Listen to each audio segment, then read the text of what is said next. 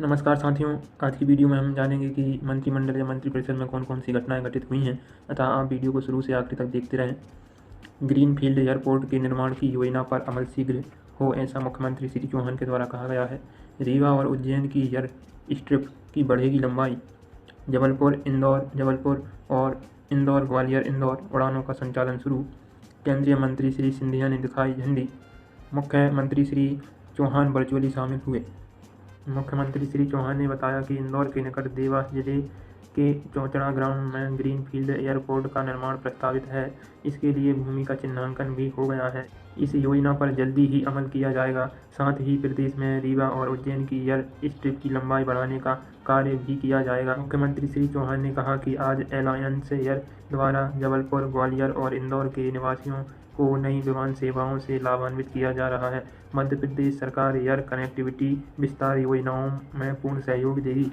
मुख्यमंत्री श्री चौहान ने नई विमान सेवाओं की शुरुआत कर नागरिकों को बधाई दी।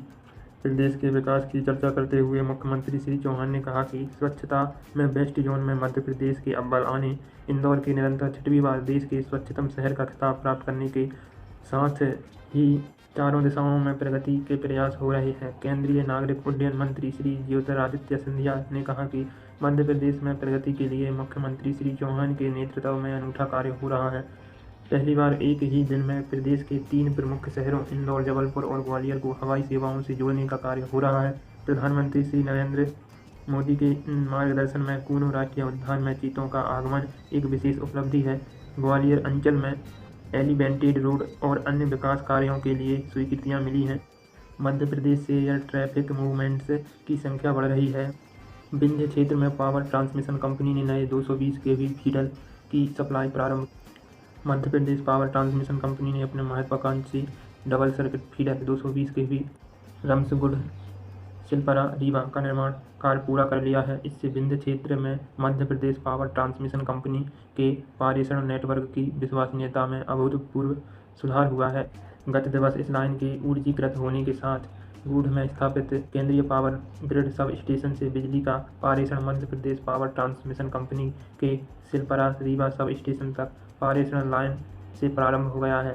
रीवा और सतना जिलों को रीवा स्थित 220 केवी सब स्टेशन सिलपरा एवं सतना स्थित 200 केवी सब स्टेशन कोटर को पावर ग्रिड से बिजली की उपलब्धता होगी। ऊर्जा मंत्री श्री प्रद्युम्न सिंह तोमर ने इस सफलता पर पावर ट्रांसमिशन कंपनी के अधिकारी और कर्मचारियों को बधाई दी है। विंध्य में पहली बार पावर ट्रांसमिशन कंपनी ने अत्याधुनिक तकनीक के HTLS और 33 किलोमीटर लंबी डबल सर्किट लाइन का उपयोग हुआ है। प्रचलित जेब्रा कंडक्टर के मुकाबले लगभग 2 गुना अधिक लोड सहन करने वाले इस कंडक्टर से गर्मी और लोड सीजन में भी रीवा सतना समेत पूरे अंचल में गुणवत्तापूर्ण एवं विश्वसनीय विद्युत पारेषण संभव हो सकेगा। प्राइवेट स्कूलों के लिए ऑनलाइन संख्या समाधान। प्रदेश के निजी विद्यालयों की प्रवेश और फीस की प्रतिपूर्ति एवं कक्षा 5वीं और 8वीं की बोर्ड पैटर्न आधारित परीक्षा से संबंधित प्रश्न और शंकाओं का ऑनलाइन समाधान राज्य शिक्षा केंद्र करेगा। संचालक राज्य शिक्षा केंद्र श्री धनराजू एस ने बताया कि सभी निजी विद्यालय अपने प्रश्न और जिज्ञासाएं 7 अक्टूबर तक queriesforrsk@gmail.com पर ईमेल कर सकते हैं। सभी प्रश्नों और जिज्ञासाओं का 10 अक्टूबर को सुबह 4 बजे यूट्यूब लाइव के माध्यम से समाधान किया जाएगा। पृथ्वी मनुष्यों की नहीं, अन्य प्राणी भी हैं बराबर के साझेदार। विश्व पशु कल्याण दिवस पर पशुपालन एवं डेयरी मंत्री श्री प्रेम सिंह पटेल ने कहा है कि प्राणी मात्र के साथ दया और प्रेम का भाव रखें। पर्यावरण संतुलन में पशु पक्षियों का भी महत्वपूर्ण योगदान है। पृथ्वी केवल मनुष्यों की ही नहीं, अन्य प्राणी भी इसके बराबर के साझेदार हैं। मंत्री श्री पटेल ने कहा कि विश्व पशु दिवस का उद्देश्य पशु कल्याण मानकों में सुधार लाना और जनसाधारण में पशुओं के प्रति संवेदना उत्पन्न करना है। उन्होंने पशुपालकों से अपील की कि वे अपने पशुओं के साथ प्रेम और घर के सदस्यों जैसे संबंध रखें। अक्सर देखा जाता है कि गाय अनुपयोगी होने पर लोग लावारिस अवस्था में सड़कों पर छोड़ देते हैं।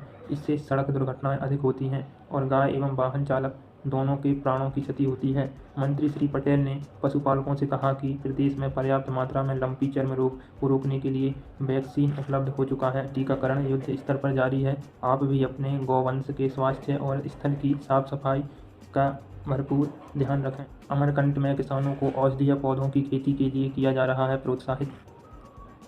अमरकंद परिक्षेत्र के जनजातीय किसानों को औषधीय पौधों की खेती के लिए प्रोत्साहित किया जा रहा है। किसानों को तकनीकी परामर्श, सहयोग, प्रशिक्षण और मार्केट लिंकेज के लिए अनूपपुर जिला प्रशासन ने इंदिरा गांधी राष्ट्रीय ट्राइबल विश्वविद्यालय एवं अन्य राष्ट्रीय संस्थाओं के साथ MOU साइन किए हैं। क्रिप्स ने दिया माटी कला से जुड़े शिल्पकार और कारीगरों को कौशल विकास प्रशिक्षण। इस 15 दिवसीय रहवासी प्रशिक्षण में 30 प्रशिक्षणार्थियों को माटी कला के हुनर सिखाए गए। प्रशिक्षण के लिए सीहोर, देवास, भोपाल, राजगढ़ और सतना जिले के शिल्पकार और कारीगरों का चयन किया गया। प्रशिक्षण के दौरान शिल्पकारों को नई तकनीक जैसे स्लिप कास्टिंग, इलेक्ट्रिक चाक व्हील पर कार्य करने के साथ इलाकई मिट्टी पर नए प्रयोग करना सिखाया गया। इसमें हांडी, गिलास, कटोरी, लैंपशेड, कछुआ, टेराकोटा ज्वेलरी आदि निर्माण के गुण बताए गए। क्रिप्स के मुख्य विपणन अधिकारी श्री राजेश महेश्वरी ने बताया कि प्रशिक्षण का समापन भोपाल हाट में राष्ट्रीय खादी उत्सव एवं राज्य स्तरीय प्रदर्शनी में हुआ।